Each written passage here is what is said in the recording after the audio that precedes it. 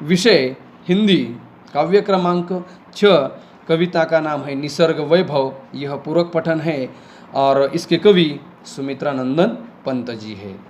तो सुमित्रानंदन पंत जी प्रकृति के अनुपम चितेरे कवि है।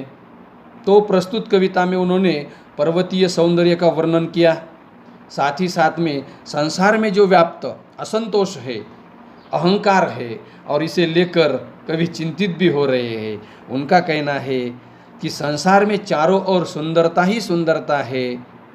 सभी जीव, सभी प्राणी, सभी पक्षी प्रसन्न लगते हैं, लेकिन मनुष्य जो भगवान का सर्वश्रेष्ठ प्राणी है, वह तो छोटी छोटी बातों के कारण अपना जीवन दुख में ही बिता रहा है।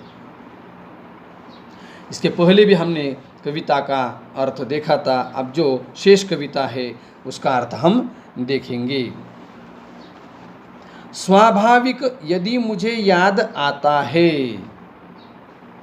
तो कवि कहते हैं कि हे ईश्वर, ऐसे क्षणों में, कैसे क्षणों में कि पर्वतीय प्रदेश में विचित्रताएं भरी हुई है, कहीं पर पक्षी, कहीं पर पंछी, कहीं पर प्राणी, कहीं पर गिलहरियाँ कुंपल कुतर रही है, कहीं पर पक्षी यानी पंछी फल खा रहे हैं, कहीं पर पशु हरियाली पर लेटे हुए हैं, सोए हुए हैं या खुश दिखाई दे रहे हैं।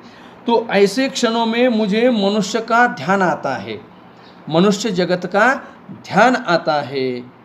ईश्वर इस क्षण में, यानी ऐसे क्षण में हे ईश्वर, मुझे मनुष्य जगत का ध्यान आता है। ये जड़ जग इतना सुंदर जो, चेतन जग में क्या कारण? कि कवि कहते हैं कि क्या कारण है कि मनुष्य जो बुद्धिमान प्राणी कहलाया गया है, कि जड़ संसार यानी यह संसार इतना सौंदर्य से भरा हुआ है, इतनी सुंदरता से भरा हुआ है, लेकिन फिर भी क्या कारण?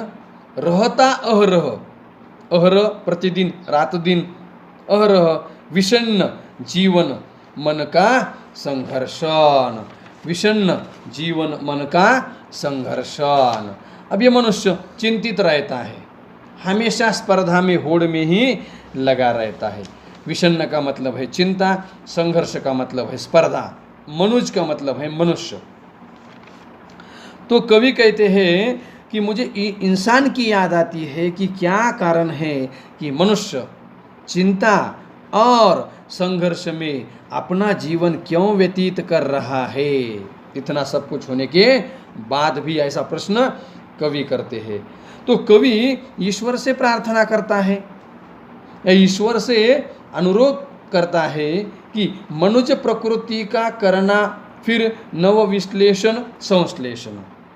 हे ईश्वर, हे भगवान, इस मनुष्य जगत का हमें क्या करना होगा? पुनः पृथक्करण करना होगा। विश्लेषण, विश्लेषण का मतलब है पृथक्करण करना, अलग अलग करना। संश्लेषण का मतलब है जो भाग हमने अलग किया है उसे फिर से मिलाना है। तो हे ईश्वर, हमें क्या करना है? हमें यह करना, क्या करना है कि यह मनुष्य इतना होते हुए भी क्यों चिंता में, क्यों स्पर्धा में, क्यों होड़ में अपना जीवन बिता रहा है। इसलिए हमें उसका पृथक्करण करना है, उसके कारणों को जानना है कि ईश्वर का एक सर्वश्रेष्ठ प्राणी होकर भी यह मनुज अपना जीवन शापित जैसे क्यों जी रहा है, अभावों में क्यों जी रहा है। ईश्वर का प्रतिनिधि नर अभिशापित हो उसका जीवन। हे ईश्वर, इस पृथ्वी पर मनुष्य तो आपका ही प्रतिनिधि है और आपका प्रतिनिधि होकर भी ऐसे शापित जीवन क्यों व्यतीत कर रहा है, क्यों जीवन जी रहा है। तो कवि कहते हैं लगता इसका मतलब मुझे ऐसा लगता है, मेरी जानकारी से मुझे ऐसा लग रहा है कि अपनी क्षुद्र अहंता में ही, अपनी क्षुद्र अहंता, क्षुद्र का मतलब है तुच्छ, अहंता का मतलब है अहंकार, अहंता का मतलब है अहंकार, कि मुझे ऐसा लगता है कि मनुष्य अपनी मामूली सी अहंकार में, मामूली सा अहंकार, तुच्छ अहंकार में, अहंता ही में सीमित केंद्रित। तो मनुष्य वह अपने तुच्छ अहंकार में ही सीमित हो गया है, बस उसमें ही मर्यादित हो गया है। वह स्वयं केंद्रित हो गया है, छिन्न हो गया विश्व चेतना से मानव मन निश्चित। तो मानव के मन में पहले क्या था? यह अहंकार नहीं था, इसीलिए वह तुच्छ, इसीलिए वह केंद्रित, इसलिए वह सीमित नहीं था। तुच्छ अहंकार न होने के कारण वह सीमित नहीं था।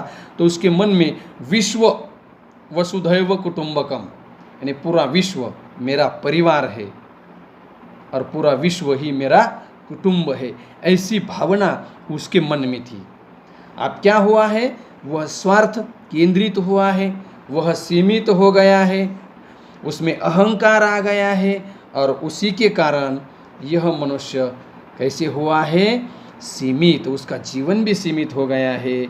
और पहले जो पूरी वसुधा एक परिवार है, ऐसी धारणा उसके मन में होती थी, अब वह धारणा उसके मन से समाप्त हो गई है। और इसीलिए मुझे ऐसा लगता है कि इतना ईश्वर ने देने के बाद भी, सभी प्राणियों में श्रेष्ठ होने के बाद भी, यह ईश्वर का प्रतिनिधि मनुज यानी मानव अपना जीवन सब कुछ होते हुए भी शापित जैसा जीवन व्यतीत कर रहा है। तो इस तरह से कवि ने निसर्ग वैभव का चित्रण इस कविता के माध्यम से हमारे सामने रखा है। अब आपको इस कविता का स्वाध्याय लेखन करना है।